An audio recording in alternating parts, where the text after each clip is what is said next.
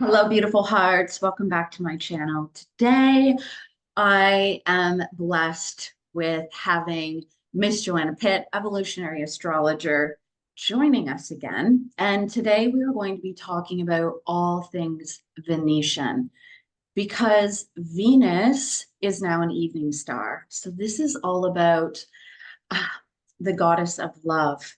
And the goddess of love is blessing us with gifts of abundance. And this could be showing up in many different forms in your life. This could be showing up in partnerships. It could be showing up in your family. It could be showing up business relationships. And of course, it can be showing up romantically. So when the love goddess touches us with our gifts and abundance, it can be felt. And these are some of the things that we wanted to talk about with these gifts and blessings. And also, what I'm receiving is when Venus is an evening star, she's also connected to deep sacred wisdom. And that deep sacred wisdom lies within our hearts, our heart connection. And we have been guided, and I've been talking about this on my channel for over 2 years now, how it is very important to be truly authentic and lead with your heart. Let your heart be your guiding compass, and that will help you tune in to these higher aspects of your soul connection, your deep source connection. So, what I couldn't think of a more perfect divine time than to connect with one of my sacred friends on this beautiful time right now as we are being blessed with all this abundance. So, Joanna, welcome. Thank you so Thank much you. for being here. So I wanted to start to talk a little bit about the practical aspect of Venus as an evening star. What does that mean for us as we live our Yeah. lives? And really, the main thing is now Venus is rising in the evening after sunset. So if you are interested in going out and looking at the sky, looking where the stars are, looking at the planets in the evening sky, after dark, you can go out and see Venus in the sky. And right now, Venus has entered in the area generally of the constellation of Leo. It's just moved out of Cancer. So if you have one of these like star apps or something, I have one that's called, I think, Sky Tonight, and you just point it at the sky and you see where the stars are in the planets. That gives you an actual uh, like a Like an practical instant or way, where, yeah. yeah, a literal way of connecting with Venus. So if there's a part of you that wants to talk to her and have an experience of Venus, or put your wishes through Venus, or talk about your love life, or talk about relationships and how you want things to go smoothly or different or evolve, this is a really wonderful way to work with the planet, is simply to go out in the night sky and look at her and talk to her and see her move.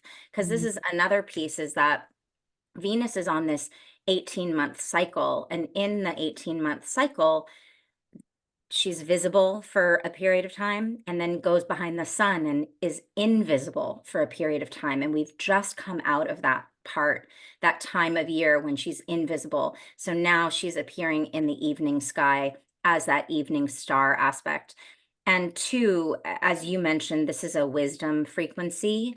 There's a deep level of maturity of Venus as an evening star to go inside and really understand the true nature of these aspects and these parts of our identity, where we're tuning into our desire, our what we want from ourselves, what we want from others, what we value. And this is something that you and I have been talking in depth about, because if you are looking for a relationship or want to go deeper into an existing relationship, and again, it could be business, it could be a friendship, it could be a romantic relationship, it could be a relationship with somebody that used to be romantic but needs to evolve in a particular way.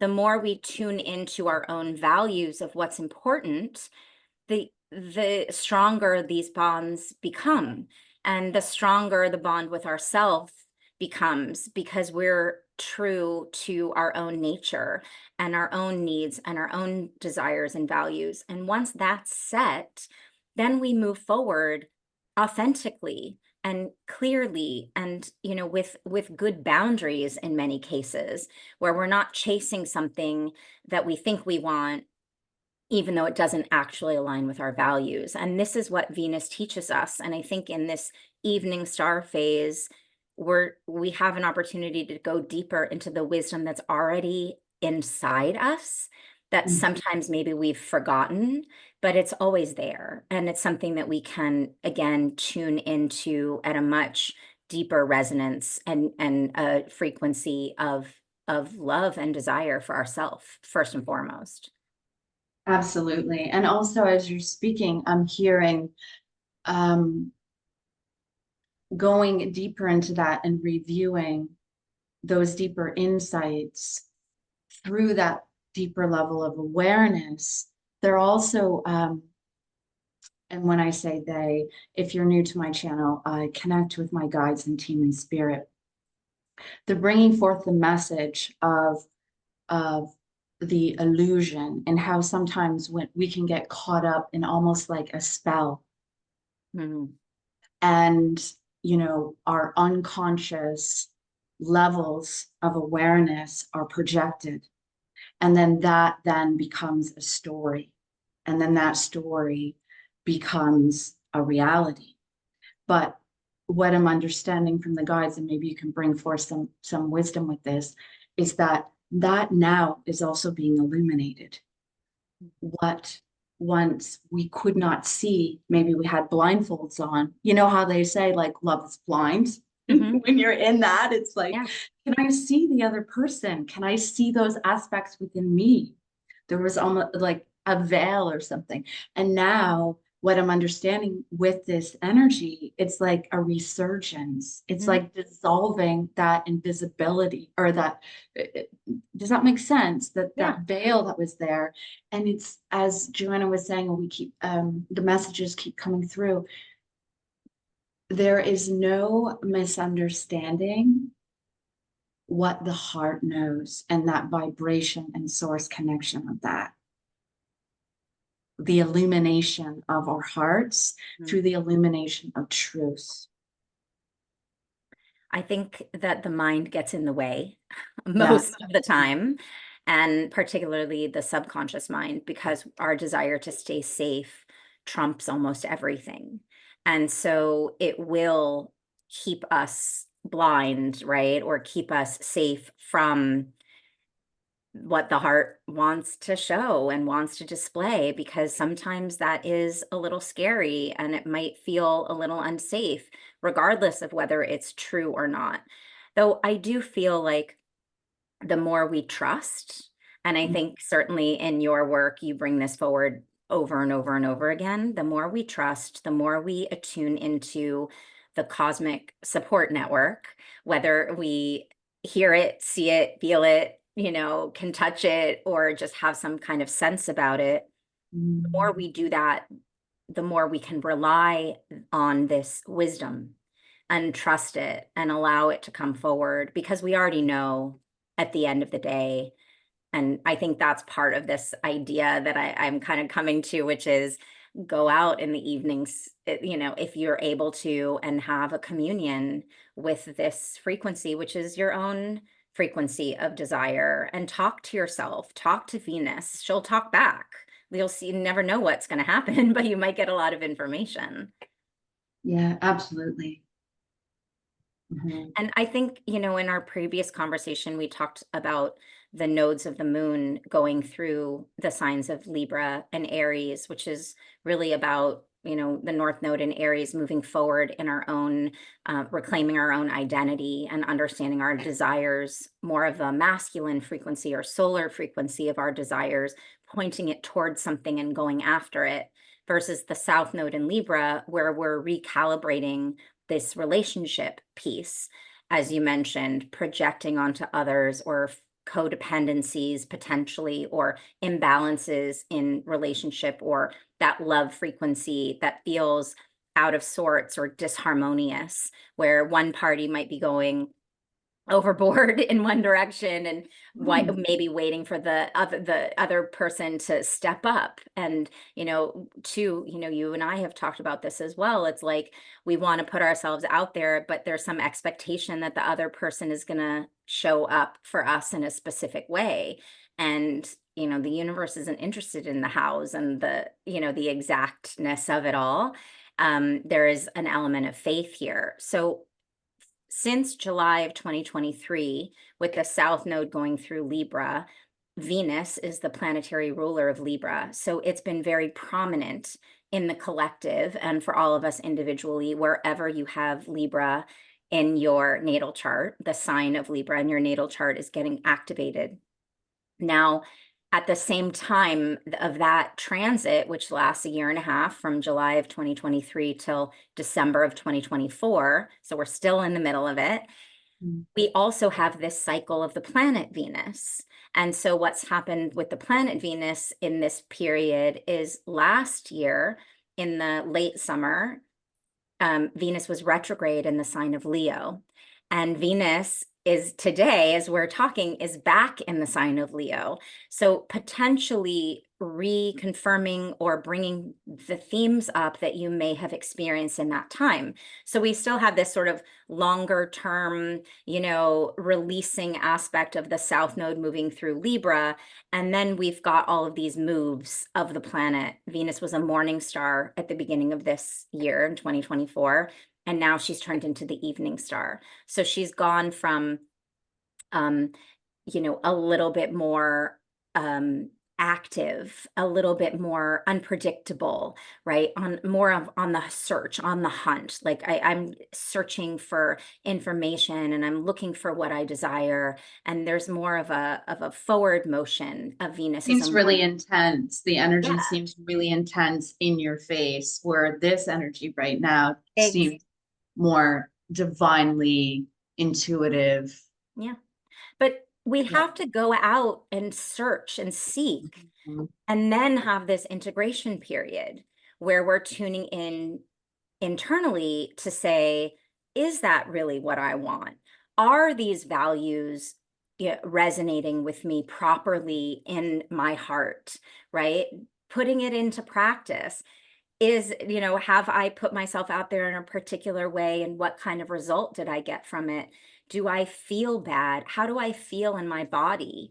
And I think this is one of those things where we can tune into the somatics and tune into the physical body and our physical energy, and also to see, like, check our behaviors if we're intelligent enough to be able to like slow down there and do that. And then we figure it out. Okay, well, I did this and that was the effect. Yeah. The coming around again, that the opportunity of these old relationships and patterns and simulations that we created and co-created to bring it, yeah, exactly, to bring it into a deeper level of awareness, and almost like inner commune with self, to know thyself, to know that this is what I co-created, this is what I brought to me. And that in itself, this is what we were talking about too, is the gift that's being offered. Looking back and saying, what did I learn from my past relationships? And again, this could be romantic, business, through your clients, through family matters. And I think, I'm sure everybody watching on this channel, everyone's tuning in because they're looking to grow and evolve. And this energy is supporting us towards that soul evolution and to that growth. So thank you, Joanna. That was beautifully said. I want to also just mention there's another piece to, there's many pieces to Venus's cycle as she's moving through time and space around the sun in relation to the earth and the other planets as well. And that is that now that Venus is an evening star and we can see her in the night sky, Venus will line up with the Earth's moon at about I guess just under every, about every month. I'm not exactly sure. I didn't write down the dates also, so I don't have them to give out right now, um, but when Venus aligns with the Earth's moon, we move through the energy of the feminine even deeper. Mhm. And those opportunities, we call them Venus gates, which is a moon Venus conjunction. And these gates happen during the periods where Venus is visible, either in the morning sky as a morning star or in the night sky as an evening star. So we're about to go through these moments, and there are some people, researchers, astrologers, mystics that tune into these and understand them, that you're moving through the different chakras. So there's an attunement as each one of these happens through this cycle. And I think, again, if you're paying attention to astrology in any way, or watching Venus in the sky, or have a specific relationship with Venus, maybe you have crystals, or you wear jewelry specific to Venus, or have statues or photographs, art on your altar, or maybe one of your beautiful light codes tying into this frequency of the divine feminine. We can use these moments of as release points, as supportive points. We get to choose how we want to work with this. So if you want to offer something, right, maybe you create an altar for the evening star Venus and really tune into the wisdom of it and what that might look like. Or if you know where you are, in your own natal astrology of what sign Venus is in your natal chart versus where Venus is in the zodiac, moving through the zodiac right now, there's a relationship with all of these that we can tune into and open our hearts and open our minds to expand and move into the divine feminine in different ways. Absolutely. And I think this is what we were talking about in terms of, offering that workshop, moving through the seven gates and connecting to what is being activated, what is being accessed, and how we Mhm. can move deeper into that. Mhm. Um, and we'll talk about that later, but Joanne and I are really excited to be offering that. Um, Now, if someone wanted to go deeper into um, how Venus is activated in their chart, what would they need to know? I think, well, the first thing obviously is have your natal chart, created or pull it up, and just to see what sign is Venus in natally, and then Mhm. also what house Venus is, and then into learning how Venus is activated in relationship to other planets. So are there aspects to Venus? Do you have Venus at a certain degree and you have other planets at that degree, then it's making a direct aspect. So everybody's chart's very different. Another piece too is you can tell if in your natal chart if you have a morning star Venus or an evening star Venus. And I think that that's very helpful to know as well, just again in that idea of how do I love, what do I desire? Am I, is it more of I don't want to call the morning star aggressive, but there is an energy of the warrior, of the seeker, right? Versus the mature allowing and the developing into something, creating something through the wisdom body versus through the mind, potentially, of like trying to integrate in that from that way. So there's both, and we all have both because Venus has both of those frequency in her already. But for all of us in our own natal chart, it's helpful to have that knowledge and information. It's sort of like, with the moon, for example, there's so many different facets of the moon, and to have a new moon in your chart versus a full moon in your chart is completely different.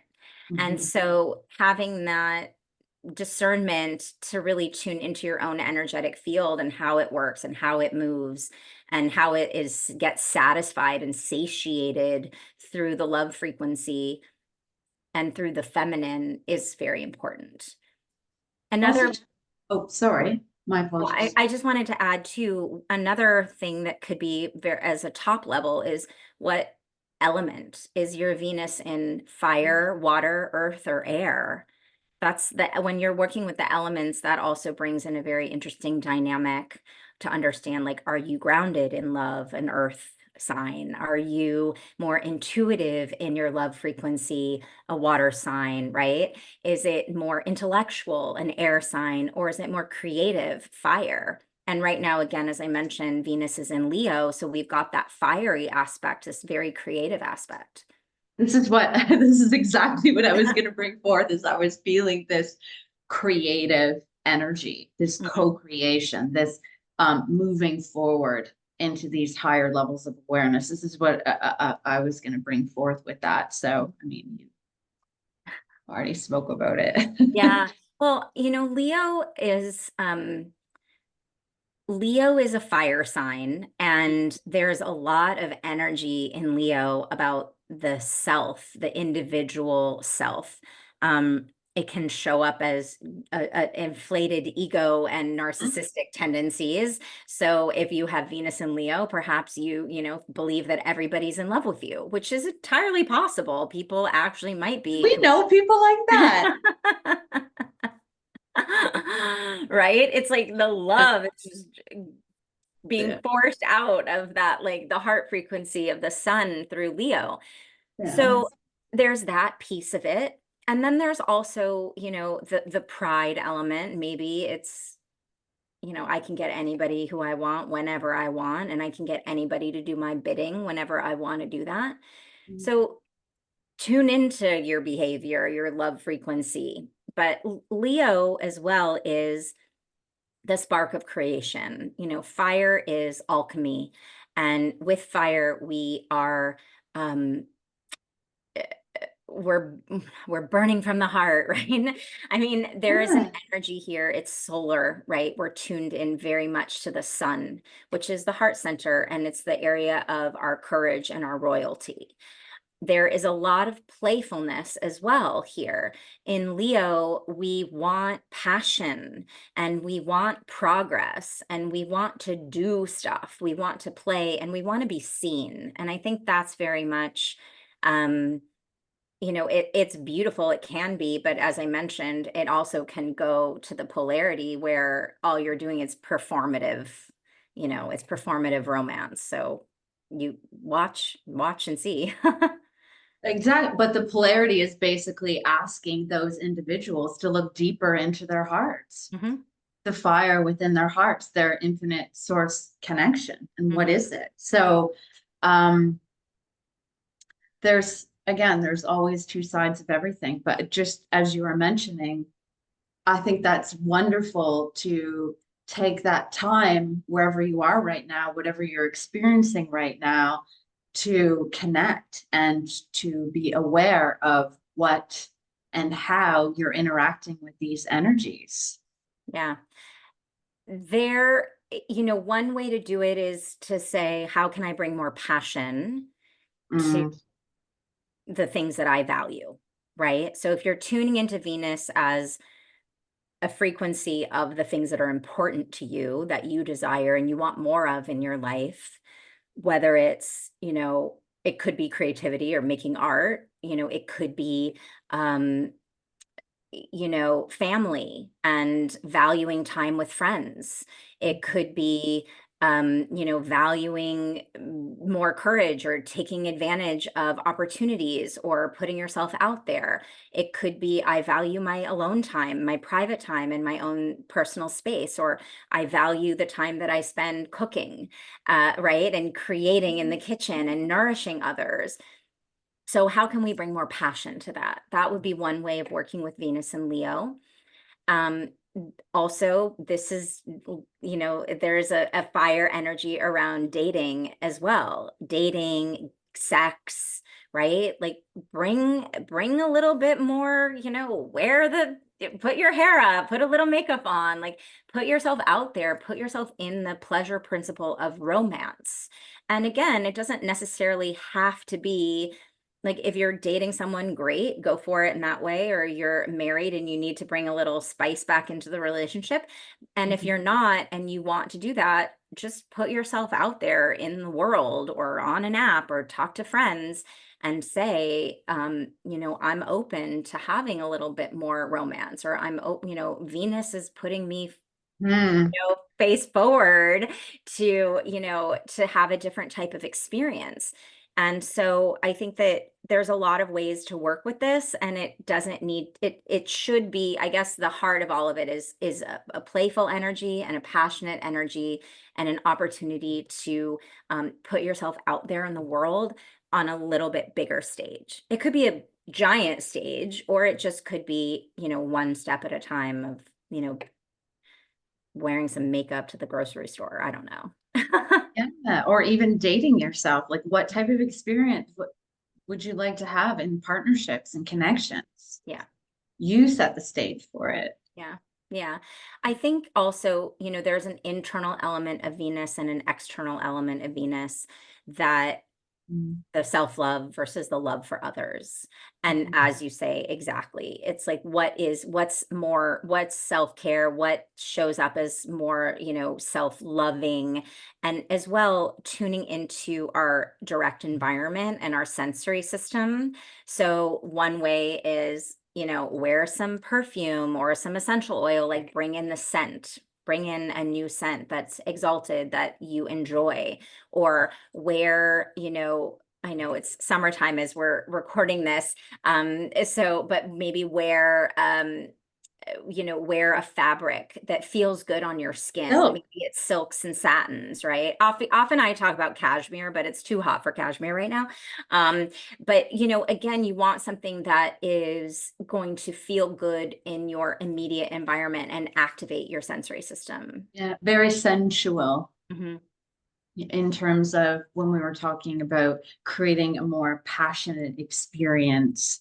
I'm thinking lace, silks, anything that can um, introduce a deeper sense of pleasure for yourself and thus your partner. Yeah. I mean, this is completely different topic we could get No, on, but but I mean, that's but so even true. so, it's like touch your skin, Touch feel like let yourself. yourself feel yourself. And Yeah. I think that, there is deep pleasure there. And I think a lot of people are cut off from that, or don't associate their Yeah. physical body as a pleasure center, or maybe there is one that they're just like all hot and bothered about. So great, go for it. I think, if you're safe and I don't want to tell people to put themselves in danger, but see, you're putting some lotion on. Yeah, I'm like, I Absolutely. have some rose lotion. I just feel like, and that's the thing too, exactly. Like, wearing your favorite, as you were saying, fragrance, but body butters, lotions, Hmm. oils, Yeah. um, scents, things like that, are great. Because the more we turn ourselves on, the more available we are to turn other people on. And I think that, this too goes to the idea of we can't control what other people are going to do. We Yeah. can only control our own energy. And if we're doing things to tune in to Venus as a pleasure palace for Yeah. ourselves, that we understand in this time of the evening star going into a deeper expression or a deeper experience of the depth of what's available to us, that's going to have a ripple effect, and it's going to show up. Our energy is going to, the frequency of it will be moving out into the world, will be affecting our own auric field, affecting our own energy center, that will, you know, hopefully, well, it's not even that it'll hopefully get people to show up. It absolutely will get people to respond to us in a different way. 100%. And that's the ripple effect. And there was something that I heard the other day, and it really caught my attention talking about pleasure, is when a woman has an orgasm, it feeds her energy, it feeds her aura and creation. And, as women, I think um, many, and this is something that of past patterns and through generations, that women have been told or to believe to suppress that sexual energy, that sexual desire. Um, and I think that's something that as many women are healing themselves, they're also healing the story around pleasure and Mm-hmm. sensuality, Mm-hmm. and allowing yourself to really embody your true feminine essence. Um, so also too, if that's coming up for you and you feel, because that's something for me that I had a story around. I grew up in a very conservative family and it just wasn't talked about as much. And I'm a very sensual person, but yet I felt I couldn't express myself or wear certain clothes because it just wasn't acceptable, wasn't proper. Um, and I've since kind of moved through that to know that that is also my sensuality, my sexuality, my divine feminine presence is a part of who I am. And I've learned to let go of that attachment and explore those areas of myself.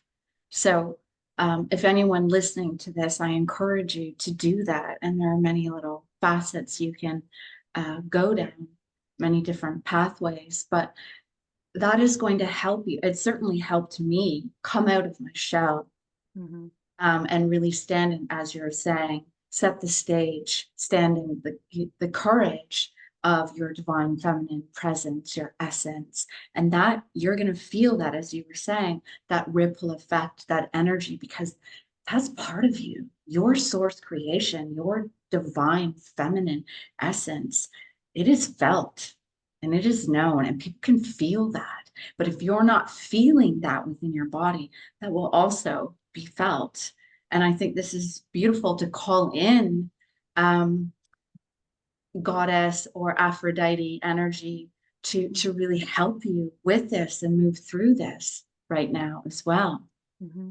No, absolutely. I think that this Leo energy is very much supportive of that Yeah. exploration and of the feeling good, and as you said, the courageous aspect of the spark of like, what would it look like if, right? That's a really wonderful phrase to use to put yourself in the energy of possibility, right? What would it look like if I was able to tap into my sensuality a little bit more and move away from the way that I was taught, or the my culture, showed up and told me to show up in my own femininity.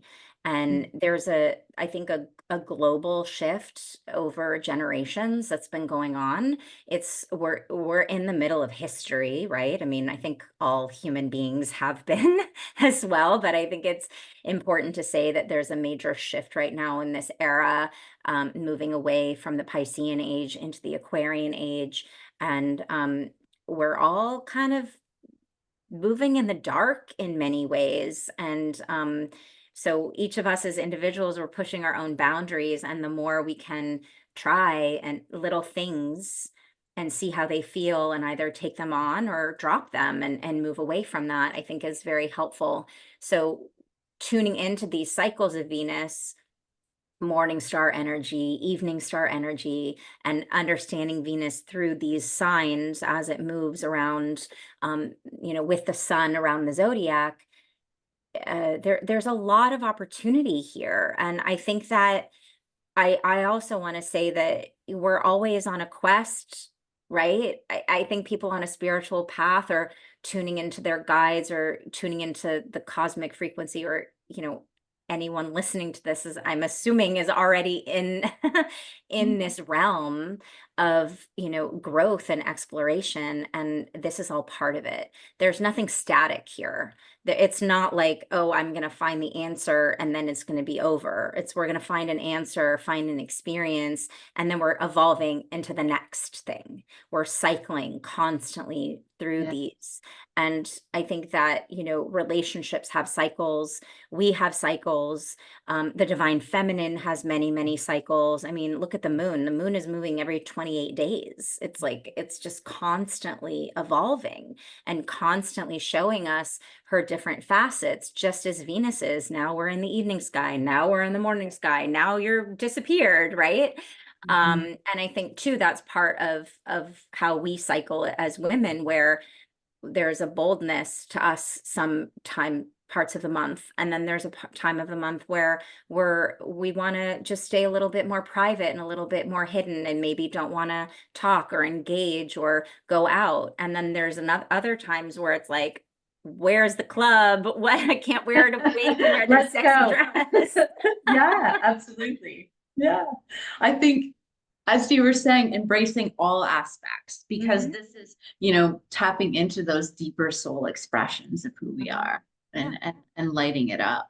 yeah. Um, would you be so kind to show the chart? I've asked Joanna to pull up the chart and just kind of go over some of the kind of energetic expressions that are happening right now. You mean the chart for this moment? Yes. Okay. Let me get that ready to go. So I'm in Los Angeles, so I'm pulling up the chart for where I am today. All right, can you see my screen? Yes. Okay. So it's so interesting. I hadn't looked at this actually prior to us getting on today, but we see, I'm going to use my annotation here to just track where we're at. So this is Venus. This is where Venus is in the sky, and she's at 3 degrees Leo.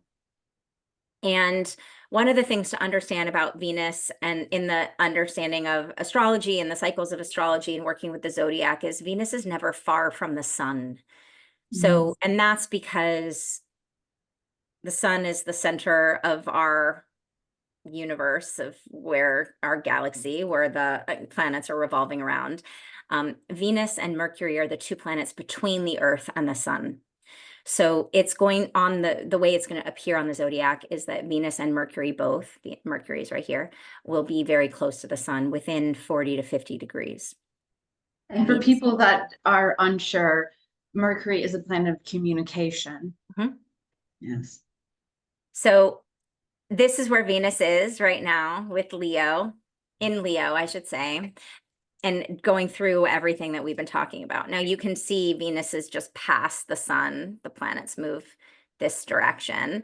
Venus is past the sun, which is showing us that she's in that evening star phase, but not very far away from the sun at this point, still pretty close. Sun is at 22 degrees Cancer. Now, one aspect that's been interesting to watch over the last couple of days that you and I have talked about is Venus just a few days ago was opposing the planet Pluto, or the dwarf planet Pluto, I guess I should say, qualify it. And Pluto is very important. Pluto is a very slow moving planet, very impactful, and a planet of energetic transformation and deep change. With Pluto, we go through metamorphosis of birth and death and rebirth. It can be literal birth, death, and potentially rebirth, alchemical rebirth or spiritual rebirth, or it can be, energetic or emotional as well. There's an alchemy with Pluto about co-creating these types of transformative changes with the universe, and understanding that we as individuals have deep, deep power from the depths of our soul to tune in to the forces of nature and the forces and frequencies, and the waves of life and the waves of energy that are available. Pluto is really about power and empowerment. And through that power, we can go through any type of metamorphosis if we're tuned into it. Otherwise, what happens is we let life happen to us, and we get hit over and over and over and over again because we're not willing to engage in the change that Pluto is asking us to make. Can anyone relate to this cycle? Yeah. And when you were saying death, rebirth, how many times do you have to go over the same pattern, the same relationship, the same circumstance over and over and over again. It's beautiful that this is being highlighted right now. Yeah. Um, And the answer, by the way, to that is it's your choice. exactly. It So, is. I Always. know there's a debate whether there's free will or not free will, but the bottom line is we still have choices in the moments. In every Mhm. single moment, we have a choice that we can make. We can either, default back to what our subconscious mind is telling us, certain old belief patterns, or, to stay safe, things that we want to do, or to tune into that courageous element and move forward and say, this is super scary, but I have to change and I'm just going to go with it and surrender. Um, I also want to say that Pluto does represent Kundalini energy, deep sexual energy, tantric energy, life force energy that we can tap through breath work. We can tap through like a tantric experience, which mostly, by the way, are breath oriented, right? To really get into a deep tantric practice with a partner, it begins with the breath. And that's where we understand how powerful we are in our physical bodies to tune in and allow energy to come in and move through our chakra system so that we can control where it goes and get to that orgasmic state, as you mentioned. And it's like you get into the orgasmic state and then it ripples out and continues. It's very powerful. It's nuclear energy. So Yeah. Pluto is there's a whole lot going on here with that with that energy in and of itself.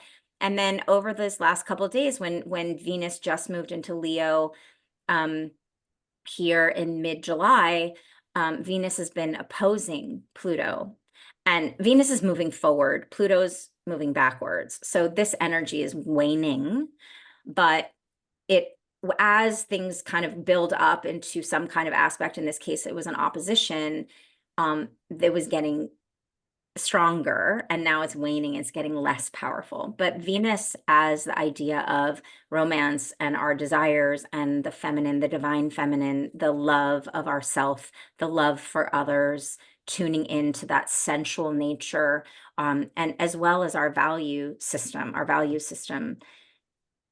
our integrity, right? What do we stand for? What are we gonna die for, right? Like what is gonna separate our desires from just the garden variety life? And Venus Pluto is power plays in love. So are you running a power play with your own love frequency? And who's winning, right?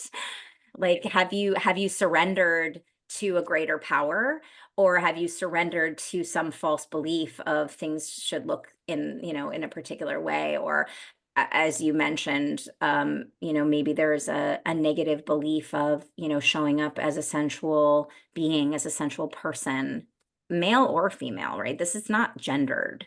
We all Mhm. have this energy here.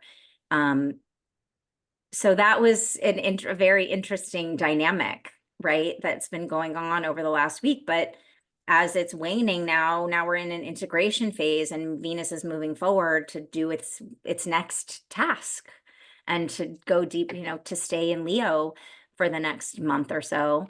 And it's going to go into Virgo in early August.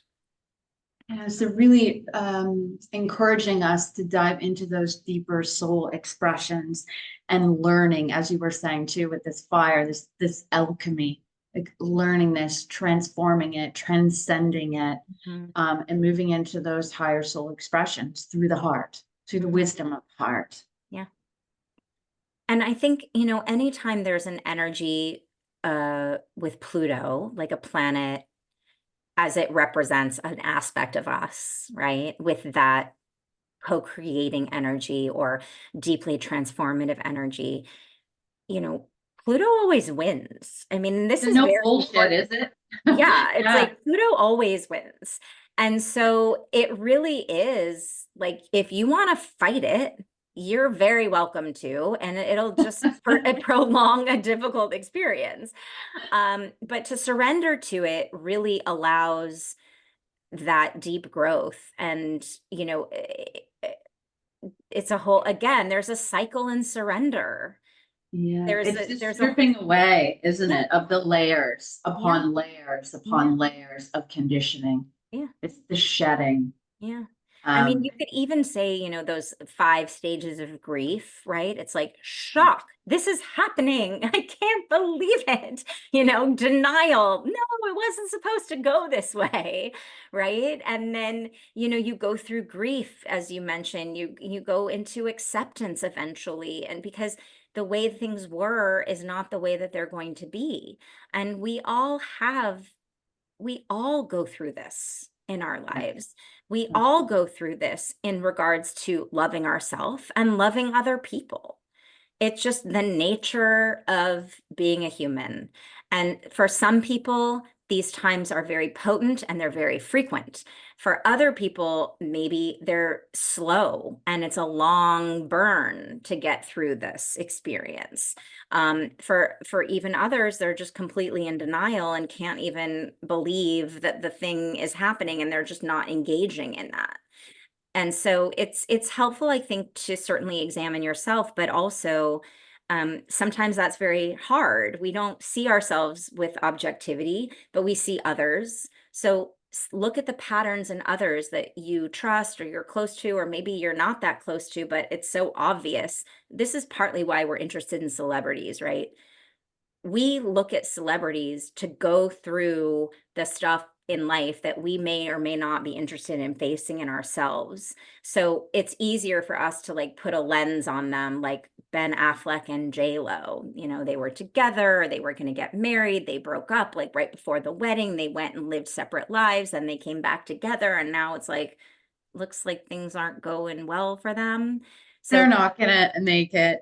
yeah, right. So Yeah. they put their house up on the market. So it's a whole, there's a whole cycle. And so on some levels, it's easier to sort of, look at them and think about them and talk about them and gossip about them because it's people you don't know versus tuning into yourself and saying, like, well, how am I behaving with former romantic partners, right? How am I thinking about my exes? How am I looking at, reinventing love as I get older? How am I looking at reigniting romance with my long-term partner? Or, are we going our separate ways? Or are we looking outside of the relationship for, aspects of passion that are going to satisfy us in the short term?